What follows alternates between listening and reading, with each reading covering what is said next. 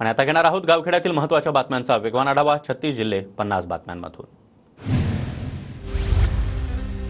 पूजा खेडकर प्रकरणी आणखी एक चौकशी होणार. पूजा खेडकरच्या आईवडिलांचा खरंच घटस्फोट झाला होता का? चौकशी होणार. केंद्र सरकारचे पुणे पोलिसांना आदेश. मनोरमा खेडकरांची येरवडा कारागृहामध्ये रवानगी. मुळशीमधील शेतकऱ्याला पिस्तुलाचा दाग दाखवल्याप्रकरणी 14 दिवस न्यायालयीन कोठडी.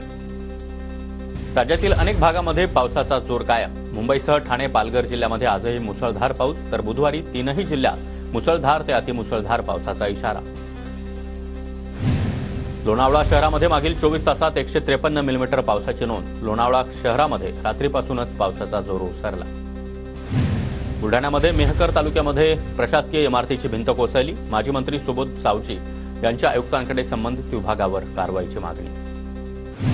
मावळा आणि पिंपरी चिंचवड शहराला पाणीपुरवठा करणाऱ्या पवना धरण परिसरामध्ये जोरदार पाऊस. धरणातील पाणीसाठा 49.30%. 1 जूनपासून पाणीसाठ्यामध्ये 31.87% वाढ. बुलढाणा जिल्ह्यामध्ये पाणी टंचाईचं संकट कायम. धरणातील पाणीसाठ्यामध्ये अद्यापही वाढ नाही. भर पावसाळ्यात देखील काही ठिकाणी टँकरनं पाणीपुरवठा. पावसाळा सुरू होऊन पावणे 2 महिने उरटले तरी देखील मराठवाड्यामध्ये समाधानकारक पाऊस नाही. जायकवाडी धरणामध्ये केवळ 4.3% जिवंत पाणीसाठा, तर इतर मोठ्या धरणांमध्ये जेमतेम पाणी. गोंदियातील शिरपूर धरणाचे 7 दरवाजे 1 फुटानं उघडले. देवरी तालुक्यामध्ये मुसळधार पाऊस कोसळत असल्यानं शिरपूर धरणामध्ये पाण्याची आवक वाढली. मुंबई नाशिक महामार्गावर कसरा घाटामध्ये उंटदरी परिसरामध्ये दाट धुक्याची चादर. वाहन चालकांची धुक्यातून वाट काढताना कसरत. पुणे शहरातील पाणी कपातीचं संकट टळलं. खडकवासल्यामध्ये प्रकल्पातील 4ही धरणं निम्म्याहून अधिक भरली. पुढील 8 महिने पुरेल इतका पाणीसाठा.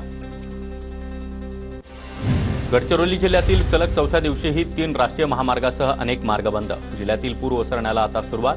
15 ते 20% पाणी ओसरलं. अद्यापही 3 राष्ट्रीय महामार्ग बंदच. साताऱ्यातील पाटण तालुक्यातील सडावाघपुराचा उलटा धबधबा पाहण्यासाठी पर्यटकांची मोठी गर्दी. सडावाघपुराचा धबधबा प्रचंड वेगानं प्रवाहित.